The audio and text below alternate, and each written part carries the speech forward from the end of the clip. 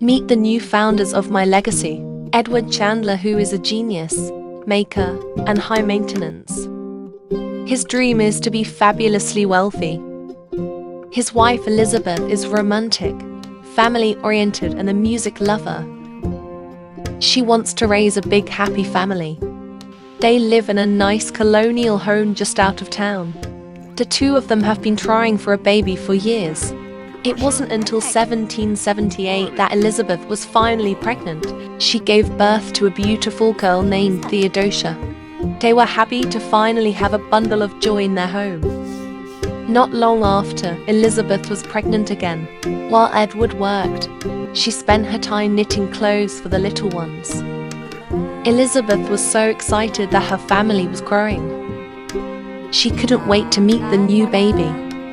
The baby was just as excited and decided to come a day early on a stormy afternoon in 1780. Elizabeth tried to get help, but was struck by lightning. She ended up giving birth to a little girl alone. She named her Alice. After the trauma of Alice's birth, Elizabeth was afraid to have any more children. She spent the next 6 years raising her two girls. Whilst Edward continued to work, she was happy doing just that. But the girls grew quick. Theodosia and Alice grew close through the years. Elizabeth went on to teach Theodosia how to knit as she was getting older. She was growing into an educated young girl with a passion for science. Eventually, Edward and Elizabeth welcomed their third daughter, Evelyn, in 1786. She was a very cautious baby.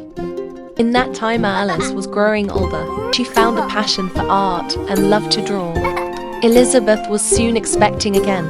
In 1788, their fourth daughter, Margaret, was born. She was a wiggly baby.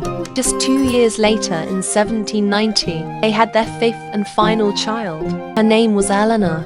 She was also a very wiggly baby. By the time Margaret was 5 years old, her oldest sister was 15.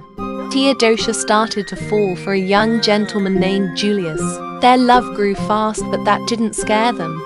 It wasn't long before Julius asked for her hand in marriage, and she said yes. They moved into the city where they started a family. They had a son named Cornelius in 1795. Right after him in 1796, they had another son named Arthur. Around the same time, Alice was finding love herself. A wealthy man by the name of Finian Van Taylor had taken her interest. They were married quick. Finian moved her into his family's home. Alice spent most of her days painting under the sun whilst Finian worked. Not too long after their marriage, in 1798, they had a son named Bartholomew, who was a sunny little guy.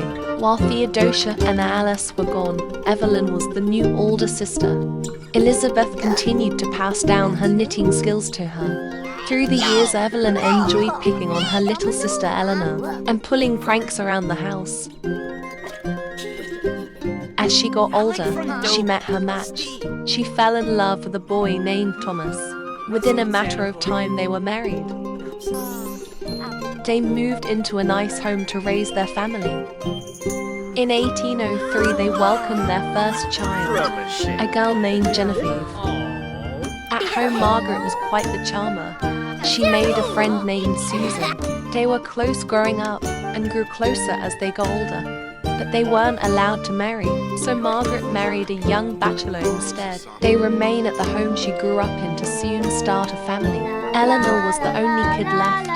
She enjoyed music and often sang around the house. Unlike her sisters, Eleanor fell for a man who didn't come from money. His name was Coco, and they were deeply in love. Her parents didn't approve of him, but she was willing to sacrifice her lifestyle to be with him. While the years passed, and the girls had their own families, Edward and Elizabeth grew old. Before their passing, they gave each daughter a box full of memories to pass on when they were older. They passed in 1806 and have been buried at the local cemetery, but their legacy still lives on. The next generation has yet to be told.